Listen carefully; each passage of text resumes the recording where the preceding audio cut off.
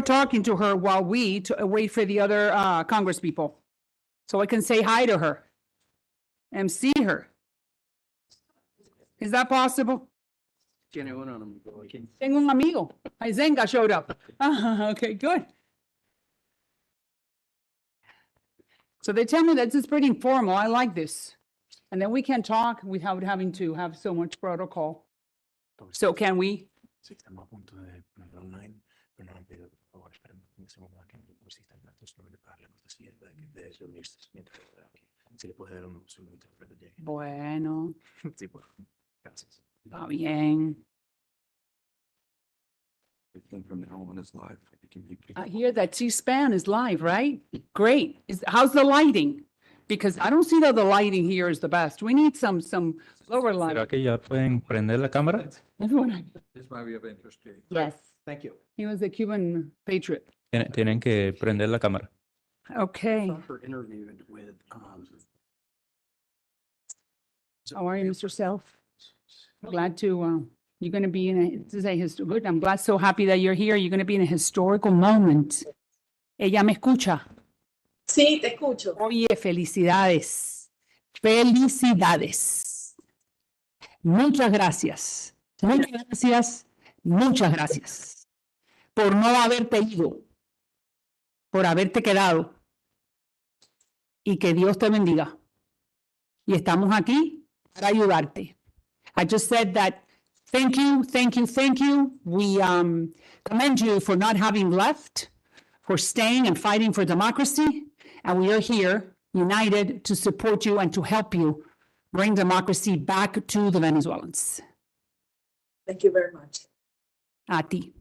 Entonces, we are waiting for, we're waiting for the other Congress people, Congresswomen, Congressmen who are supposed to be here at this hour. They're telling you that there are no rules because this is not a formal hearing. This is a roundtable, something that usually does not happen in Congress. You know, I used to do this every night, so for me, it's very easy. And I'm very happy that my colleagues are joining us and that on the Democratic side, they're joining us as well. We're waiting for Representative Joaquin Castro, who's the ranking member of the subcommittee. And I didn't want to start the conversation without him. So I just wanted to say hi to you and tell me, how do you feel? Well, I'm very honored for this opportunity. This is Yeah, the audio is not, I need better audio here. Espérate un momentico. Okay. Let's work on the audio. Oh, it's on your end. on my end. Mira, ve, pregúntale a la gente tuya que arreglen el audio. Yo creo que es el internet. ¿Me escuchan bien? Can you hear me Ahora now? mejor, súbelo un poquito más. Just raise it a little bit more. Puedes subir un poquito más para que se oiga mejor. Ok, ¿ahora me escuchan? Sí. Can we amplify that audio here on this end? Could we amplify it here on this end so we can help her? We're not sure if she has, what type of equipment she has. Mira, a ver. Okay, how about now? Ahora sí. Claro, muy bien. Háblame entonces para probar el audio. Okay, can you hear me now? Just put my AirPods on. Much better. Thank you. So while we're waiting, how do you feel? You're in the battleground. Well, these are crucial moments for Venezuela.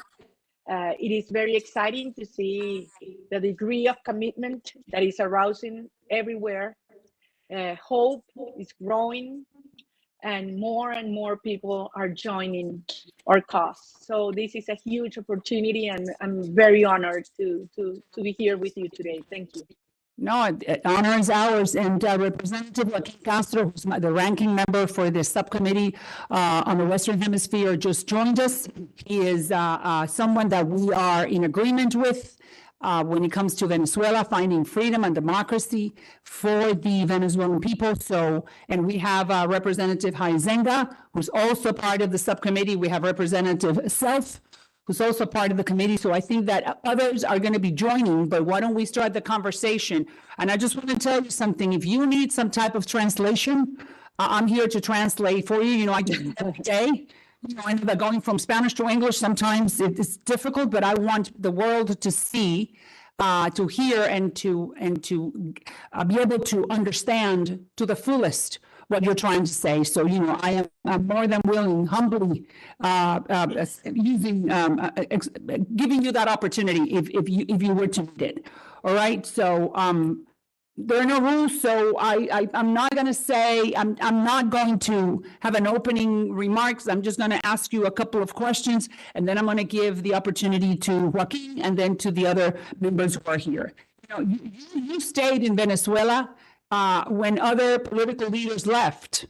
We're not blaming anybody. It's very hard to live under a regime that follows the rules of Fidel Castro. Very hard.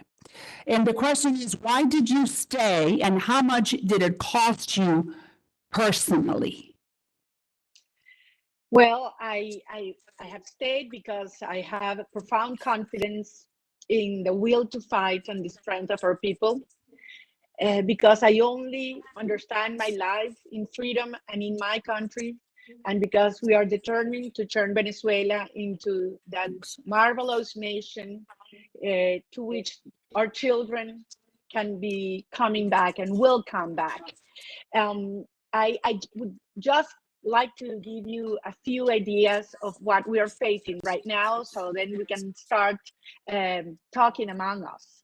Well, first of all, I'm super grateful to all of you, all the members of the Foreign Affairs Committee and the staff members for this unique opportunity to convey the voice of the Venezuelan people here and abroad. I want to tell you that we do have a real opportunity for a peaceful transition in Venezuela through presidential elections that, by our constitution, should take place this year. The situation today is very different to other opportunities we've had in the last 25 years because of the force balance, the equilibrium, the relative strength of the regime and of our people. The regime is in their weakest position ever, even though they shout and they only have as a resource violence and terror. We, the Venezuelan people and the opposition forces, are stronger than ever. And I know this has been a long fight. Some people, and very painful, and some people could feel some confusion or skepticism or fatigue, but I want to remind you that many of the main issues and challenges and problems the hemisphere has all converge in Venezuela. I'm talking about hemispheric security because of the links of the Maduro regime with Iran, Russia, Cuba, Hezbollah, and so on. I'm talking about the energy crisis, global energy crisis, that Maduro regime has destroyed the Venezuelan oil infrastructure, and we can turn Venezuela into the energy hub of the Americas. Because of the criminal networks and drug trafficking activities, Venezuela has turned into the fourth cocaine producer in the world. And certainly the humanitarian crisis that has produced the devastating effect that a fourth of our population, almost 8 million people, have left our country. Imagine that would represent 84 million of American people leaving your country. Imagine what this means to us. It is the largest migration crisis. It is not Syria, not Ukraine in the world. It is Venezuela. And finally, the human rights dimension. And I want to insist here, Venezuela is the last country in rule of law through the World Justice Project. In this 142 countries evaluated, we are in the last place. Venezuela, we have more than almost 300 political prisoners. We have the largest torture center in Latin America, El Helicoide. Cuban agents have been involved in torture cases in our country. And right now, as we speak, there are 4 members of our campaign teams that have disappeared by the forces of the regime. I don't know where they are. And they disappeared since January 23rd. So I want to come to this point. The time is now. The time is now. We do have a huge opportunity. The regime, as I say, is weak and cracking. First, because they have lost their social base completely. Second, because they have clashes among the mafia groups because they have robbed and sacked the country. And third, because international pressure for free and fair elections have been global, even in some of governments or groups that used to be close to Maduro. And there, I'm going to interrupt you when you said international pressure. Then I'll give the word or the opportunity to Representative Castro. The Barbados agreements, the opposition, meaning you, sat down with Maduro. The text says that there's going to be free and fair elections and that each side was going to their candidate. You play by the rules. You went through a primary. You were voted with 92% of the votes. 92%. Every elected official would like to have those numbers. The Maduro courts, now they're saying that you are disqualified. And the main question here for all of us in the United States, in both political parties, is, are you afraid that your international supporters will abandon you for what they called? No, I'm not. I am not. I trust I will have the support. And it's not only me, Maria Elvira, I want to insist on this. It's almost 3 million Venezuelan people who voted in the primary, an heroic process, a process that made all the opposition finally come together with a legitimate leadership that has today more than 80% of support. So this is huge. So this is not about me. It's about the rise of the Venezuelan people to choose the candidate and the leader they want to face and defeat Maduro. And the fact is that Maduro wants to choose his counterpart because he wants to choose someone he can control and defeat. So I do believe I do have the support, not only, and as we are seeing today, by a bipartisan approach by the Biden administration, by the US Congress, and also by the European Union, the European Parliament, and many governments in Latin America as well. We are with you, Representative Joaquin Castro. Thank you, Ms. Machado, for taking time to visit with us today. First of all, it's good to see you safe and in good health, and also fighting for democracy and to make sure that the nation of Venezuela is a democratic nation. I want to also congratulate you on your resounding victory in the primary elections organized by the opposition in Venezuela. The Venezuelan people have struggled for their democratic rights, as you know, for years, especially since Maduro's illegitimate efforts to dismiss the democratically elected Venezuelan National Assembly in 2017 and revise the Venezuelan Constitution soon after. I had the privilege of speaking with other opposition voices, including the negotiators of the Unitary Platform and human rights defenders, and appreciate this opportunity to speak with you. It's unfortunate that we have to meet virtually and not in person, as you would clearly not be allowed to return to Venezuela if you were to leave. I was encouraged last October when the Maduro regime reached an agreement with the representatives of the opposition to set the electoral conditions necessary for competitive democratic elections. That agreement, signed in Barbados and facilitated by our partners in the Caribbean and the efforts of the Biden administration, have not come to pass, unfortunately.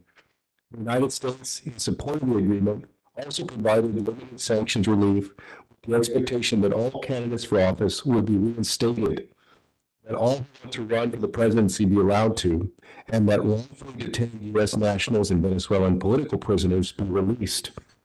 I'm encouraged by certain steps taken by the regime after the Barbados Agreement, including the release of Emin Anonymous, an American citizen who thankfully is now back with his family. But the regime-backed court's effort to disqualify you, clearly from the won the opposition's primary election, is inconsistent with the terms of the Barbados Agreement. Got it. I think U.S. were under the illusion that the Venezuelan people would have completely free and fair elections in 2024, I believe the negotiating process was key to establishing some kind of electoral transition framework and for demonstrating the strength of opposition unity to Mr. Maduro and to the world. Mr. Maduro should not be able to handpick his opponent, and he's clearly threatened by your candidacy. All the Venezuelan people should pick their leader and their president. Not any other country, not the United States, not any other part of the world, but the Venezuelan people. I'm not suggesting the United States again in any way back a specific candidate. That's a matter for the people of Venezuela. Our role has and should be to work with the Venezuelan people to establish the process needed to return to competitive elections and a democratic society. We're at a crucial point in Venezuela's history. The Venezuelan opposition has made great strides in putting aside their differences and uniting. That was no small feat, as you know.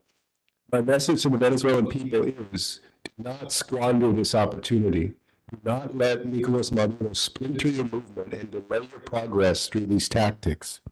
I support the Biden administration's decision to reverse the maximum pressure policy and replace it with a productive dialogue and engagement with the Venezuelan people and all parts of the Venezuelan opposition, including civil society, private sector, and local communities. I also agree with President Biden's position that these negotiations are not about one person, but a process. I've always said that it does not matter if you're on the left or the right of the political spectrum, as long as you have a commitment to democracy. Unfortunately, Nicolas Maduro has not. The ban on Ms. Machado's candidacy is clearly legitimate, but I do believe that there's still room to negotiate to push the Maduro regime to return to full compliance with its commitments made in Barbados. And Ms. Machado, your participation in this process is absolutely essential. We cannot and will not allow Mr. Maduro to continue disrupting the democratic playing field. We must continue pushing for an inclusive negotiating process that represents the views of all Venezuelan society. Ensuring a democratic transition and prosperous economy for Venezuelans is not only beneficial to the country and the region, but to the United States as well. Thank you so much for joining us. Thank you very much. Thank you very much. Okay, I am delighted, Maria Corina, that my counterpart, Democrat counterpart in this subcommittee on the Western Hemisphere agrees with the Republican Party. I repeat, we're not Republicans or Democrats when it comes to Venezuela seeking freedom and holding Maduro accountable to what he agreed on. So I'm delighted, and I thank you very much, Representative Castro, for expressing the same desire that we have. There are no political parties here. And I have made very clear, have sent the message to the White House that we are here to work with them, but we need to make sure that they are free, fair elections, transparent elections, where they allow you to run and let the Venezuelan people decide who they want the next president to be. And that there is no plan B. You were chosen, you played by the rules, and we have to respect that. Even more the United States. And the White House has a leading role here. The Biden administration has a humongous role to play in supporting you and forcing the regime to play by the rules that they committed to.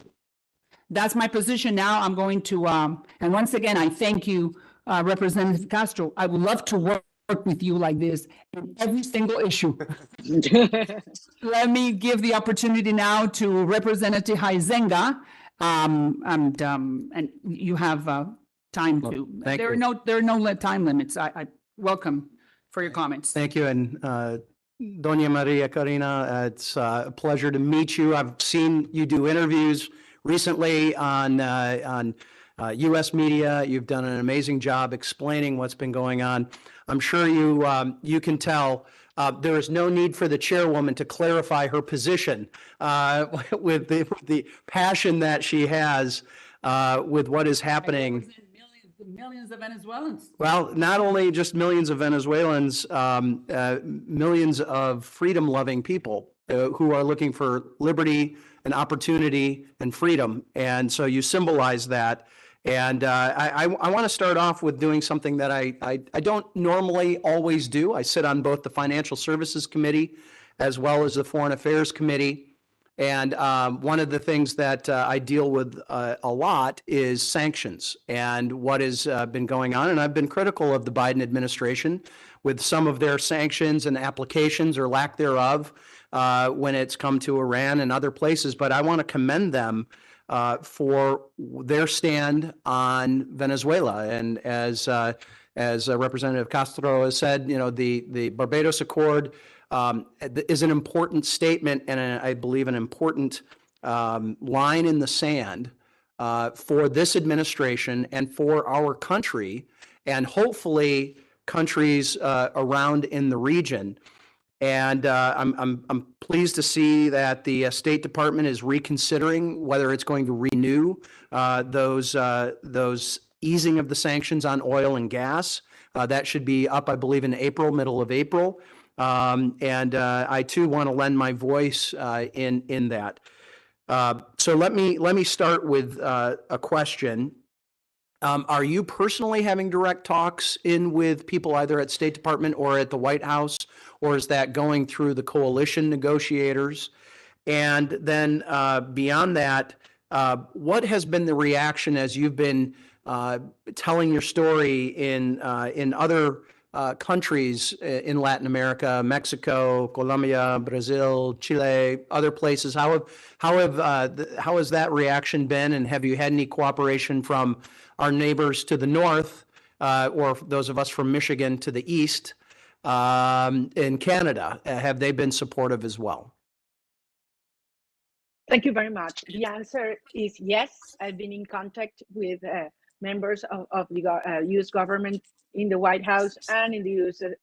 State Department, as I do in many other countries in Latin America, North America, and Europe. We've been receiving huge support.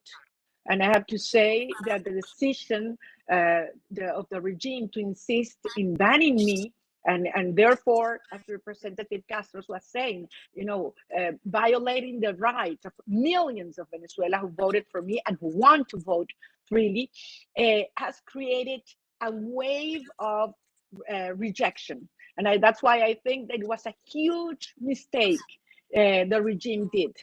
And I'm very grateful and to see that this approach to Venezuela is still bipartisan, that we are all committed to a true negotiation process and the respect for the Barbados Agreement. I have to say, all the parts comply with the Barbados Agreement commitment.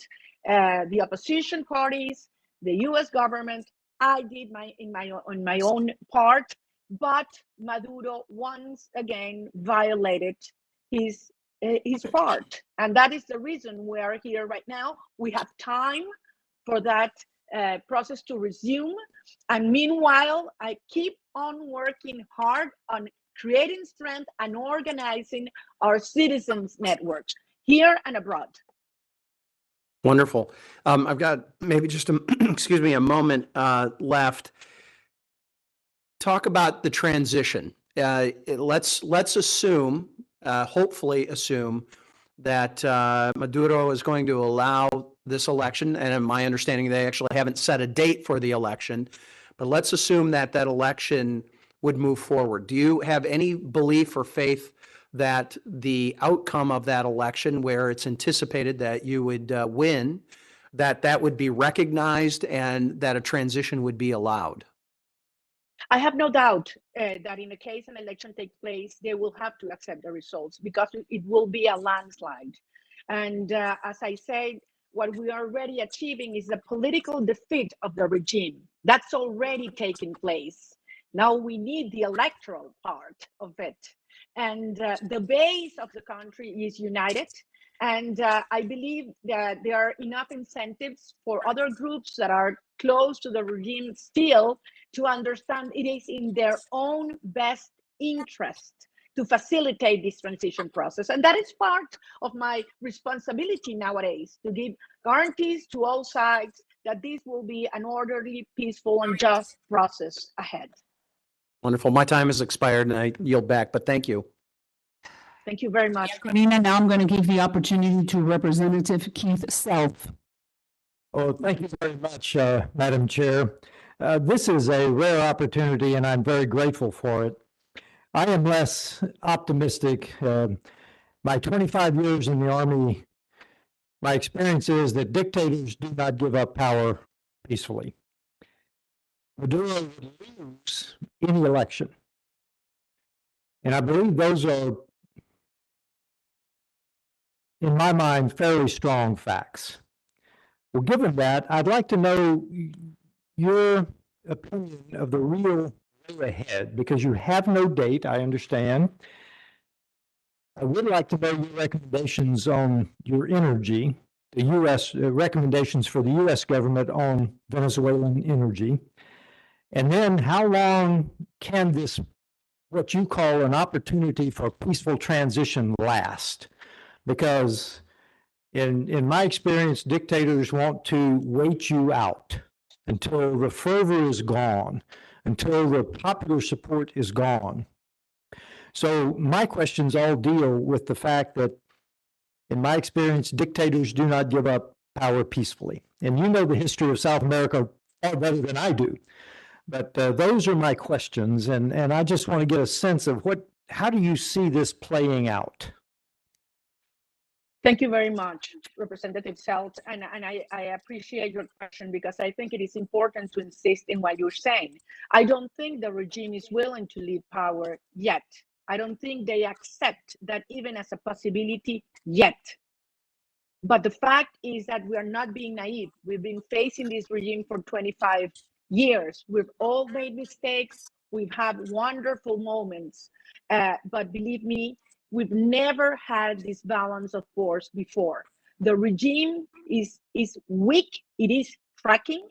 And we need to create all the incentives for all those forces or actors that still support the regime to understand that they should be aligned with a transition that at the end favors everyone, starting with our neighboring countries.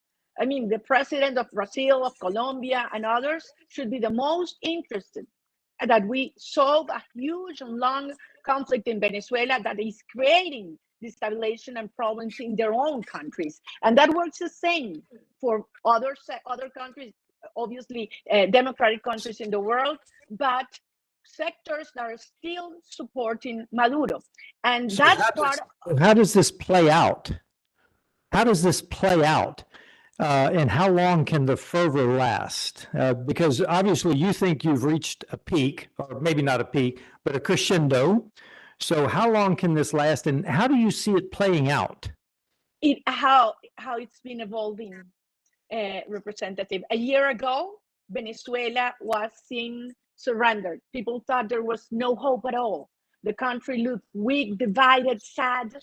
And we managed in just a year to awaken the country, to create a feeling of willingness to fight, to bring people together. We demolished the barriers the regime has put to divide us. And that's why the regime is acting as they're acting. They underestimated us. They thought the primary process was not going to take place, or it was to be a failure. No one expected more than 500,000 people participating, and we almost got 3 million people. People have lost fears. People have lost dependence on the regime because they realize this goes beyond an electoral struggle. It has to do with existential issues, even spiritual issues. People tell me everywhere, I need you to bring back my kids, and this is my last chance. So believe in people power and organization, because it's not only the willingness, it's organization, effective organization and energy, and create the incentives and the strength so the regime will sit down and negotiate with me a transition that gives guarantees to all the parts involved. Thank you, Madam Chair. I yield back. No, thank you, Representative Self. And I think I'm going to follow what you're saying, that dictators don't give up easily. They are in the business of power. Why would they give up a part of the market share? They own 100% of the market. Maduro among them. So you said effective organization. Is the Maduro regime allowing you to mobilize and to organize the masses that are going to vote against him? What do you face day by day, not only on the personal side, but that effort that you're telling me that you need to put together under the boot of a dictator? Can you share that with us? And that's a really good point, because precisely the fact that they do realize the threat that a united country, citizens organized and committed with an objective, which is free and fair elections, is a threat to them. That's why they are going so hard against us. I've been leaving my country for over 10 years. I'm not allowed to buy a domestic plane ticket. Even the biggest routes in Venezuela are blocked for hours to stop me from reaching our assemblies. People that assist are being threatened. So many times we are violently attacked.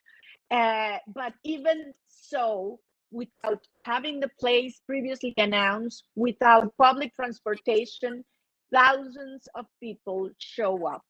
And this is something that is spreading along all sectors. And all sectors, people that work in the judiciary system, people that work in the police sector, people that are in the military, they all have families. They have wives, children. They also want to live with dignity and have their children back. So we need to isolate this regime as long as they violate if Maduro gets out of the electoral route, he should know he would be isolated. So it is in his own interest to stay into the Barbados Agreement and have this transition take place peacefully. It's not going to be easy. This is the hardest time, the most dangerous moment we have gone through. But believe me, we are committed to go until the end. Madam Chair, if I could, I'd like you to expand, this is Bill Huizenga again. I'd like you to expand a little bit about what is happening in Venezuela with the economy and how that is affecting people. I had the opportunity to visit Caracas 25 plus years ago or so. It was a challenged economy even back then, but my understanding is it has gotten continually worse. Some of that has been because of the sanctions. But just describe to us and those that are watching and listening what life is like for the Venezuelan people right now and how that has maybe led them to this movement of courage that you are experiencing, people fighting through the literal and figurative roadblocks that are in front of them to come out and make sure that they are expressing themselves. Thank you. GDP has decreased almost or over 80% in the last decade, and it started much before the sanctions were put in place. And it's because we have a regime that has intentionally destroyed the quality of life and separated our families in order to keep control of our nation. Today, the minimum the pensions that receive our elderly are less than $4 a month. A teacher earns $1 a day. The response the regime has given is that we only have public school classes 2 days a week, so teachers can get something else doing something else. Our hospitals are without water, without medicine, without any attention. So Venezuelan mothers decide. How about food availability and then the basics of life of housing, electricity, those kinds of things? You need 300 minimum wages in order to give food to your family. Monthly wages. That's a reality. So that's why we're seeing people flee, because it's hell. It's a place without a future for their children. And my goal, and I want to be here very clear with you, is to bring all those Venezuelans who have left back home. That's my propose and my goal and my commitment. In order to do that, we need to defeat Nicolás Maduro because people leave when they don't have a future.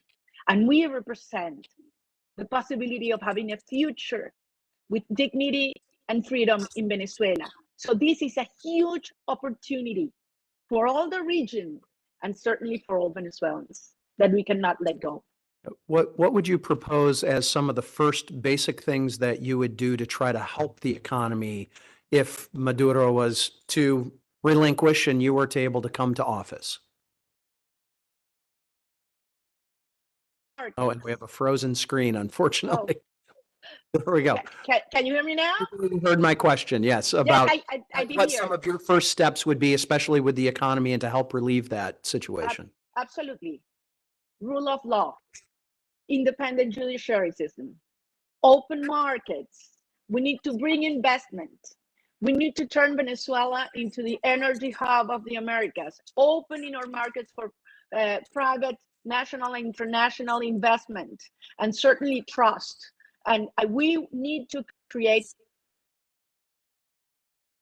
employment so that we can have a growing middle class that finds through education and opportunities the possibility to develop their own lives and future. And this can be done, believe me, this can be done relatively fast, even though we have a huge and complex crisis in many layers. But we know what we have to do, and Venezuela has a huge potential that can be developed also with the talent of those that have left but want to come back. Thank you. Maria Corina, you were talking about Maduro. I know that Maduro sometimes international observers say that he is not really in control, that he shares power with Diosdado Cabello, with the Cubans. So you're talking about him. Let's suppose that he decides, because it's convenient for him and his family, to be part of this transition. But what about the other factions? How strong are they? Who do we have to renegotiate with? Has that changed? I don't know. You can explain more thoroughly. Well, it's certainly complex, but because there are different groups with different interests, and certainly we will not go into a system of impunity. But we, as I said before, the great challenge is to remove those pillars that support the regime and are willing to involve themselves in a democratic process and in a democratic system. Some of these negotiations have to be done progressively, and some groups will dissolve in the process. This is something that will require, and this is very important, political support, credibility, and trust from the Venezuelan people to accept and support the result of a negotiation process such as the one I just described. I want to give the opportunity to Representative Castro to say the final words, and then I will do the same thing if no other representative attends this hearing. I just want to say once again, thank you, Ms. Machado. Thank you for fighting for democracy in Venezuela. And I can't imagine the courage and the mettle that it takes to stand up to somebody like Nicolás Maduro, who's ruled Venezuela now with iron fist for quite some time, and to stay organized and rally folks and push for democratic processes. So thank you so much for doing that. We hope for the Venezuelan the leader they choose in a democratic way with free and fair elections. And all of us, regardless of party here, will keep pushing for that. So thank you so much. Thank you very much, Representative Castro, and thank you for being here today. Now I'm going to give the floor to Representative Self. He has a couple more questions. Just 2 points. First of all, I guess the way I would phrase this is you are saying all of the right things. You are taking the high road. You are discussing democracy. But if there is truly 80% that are against the regime or thereabouts, who is going to lead the popular, peaceful, and I want to say peaceful uprising of the Venezuelan people? And then my second question is, because it can't be you, I don't think, we'll see how it plays out. The second question, have you offered exile to Maduro? And I recommend whoever this person is, and maybe the United States can help you with this, to offer him exile. It often happens. It works. So those are my two questions. It's interesting. Your second question. Certainly some actors abroad could offer some of the members of the system and the Chavista world a possibility to live safely abroad. But it's only us who can offer some of them the possibility of a future, a secure and safe future in Venezuela. And that requires a true and profound and let's say cautious negotiation, which terms I believe I should not make public beforehand.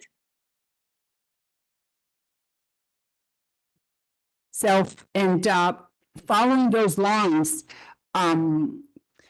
what can the United States do in a bipartisan fashion to help you?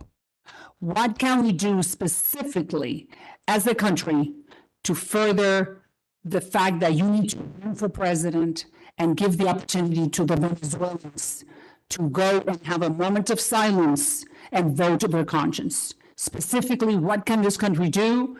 Joaquin Castro is here, I'm here, and we have other representatives. Both parties are united. How can we accomplish this goal? Well, first of all, I would have said yesterday doing this.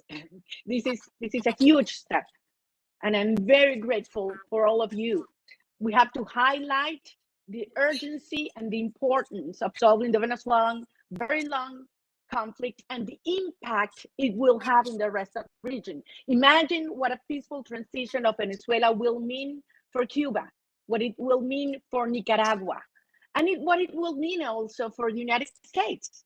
And this is something we need to highlight, and something very important. The regime has been effective in demoralizing us, in creating the narrative that they are unbeatable, that it is not possible to defeat them. And this is not true.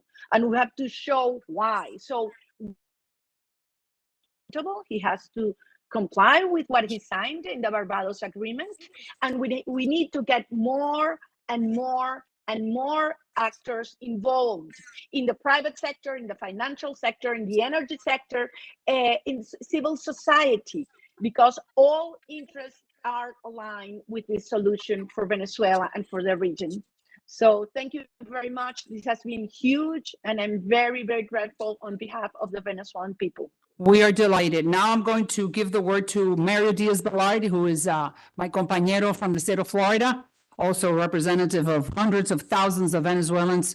Mario just arrived. Thank you, Madam Chairwoman, for doing this. María Corina Machado, eres el futuro de Venezuela. You are the future of Venezuela. You are the person who has received the votes of the Venezuelan people. People say that, you are the leader of the opposition. I would respectfully disagree. You are the leader of the Venezuelan people. Every Venezuelan who has the possibility to say what they believe and has been able to vote has asked you to represent them. And so just know that we're aware of that. And we also are aware of the great personal risk that you are under. And I, for one, am very frustrated when I see an administration in the United States that seems to be reluctant or slow to acknowledge just the reality. And the reality is on you is you are the leader. You are the person who is the candidate for president. Number one. Number two is that giving sanctions relief based on fake promises. And then even when those promises are broken, still not snapping back those sanctions is something that is unacceptable, but just know that we are working on that. And what my colleague, my amazing freedom fighting colleague here, Maria Salazar, said is so true. There's very strong bipartisan support for the people of Venezuela, and you, who are the one person who they have said represents them. And to the last point, if they are so unbeatable, if they really were unbeatable, you know what they would do? They would have free elections that would show the world that the people Absolutely. are with them. But the reality is that Absolutely. people rejects them, which is why they have to use intimidation and force. But just know that I'm so proud of you. It is a privilege to consider you some person, to have had the chance to meet with you on a number of times, and just know that there is no confusion here. Es el futuro de la democracia, de la libertad y Venezuela va a ser libre precisamente por la actitud que tú has tenido y esos miles y miles de valientes venezolanos que demuestran su amor a la libertad, a la patria. Y así que te agradecemos lo que estás haciendo. Yo no me puedo quedar mucho tiempo. I can't stay. I've got other responsibilities. But again, thank you, Madam Vamos a Chairman. cambiar al español para que darte la oportunidad a ti. Hables a través de las cámaras que te están, a través de C-SPAN, que está transmitiendo esta intervención. Te vamos a dar la oportunidad para que le hables a los millones de venezolanos que están afuera, que no siempre te escuchan porque no tienen acceso. Y mandarle un mensaje, como está diciendo mi compañero Díaz Valar, muy claro a la Casa Blanca, que nosotros estamos dispuestos a trabajar de una manera bipartidita, mientras que se mantenga el compromiso de Barbados, mientras que se mantenga la presión de la Casa Blanca al régimen de Maduro, que tiene que seguir lo que prometió y que tiene que permitir elecciones libres, transparentes, con observadores internacionales, y que el pueblo venezolano pueda votar. Y si te escogen a ti como presidenta, que Dios te bendiga, pero que ese proceso exista.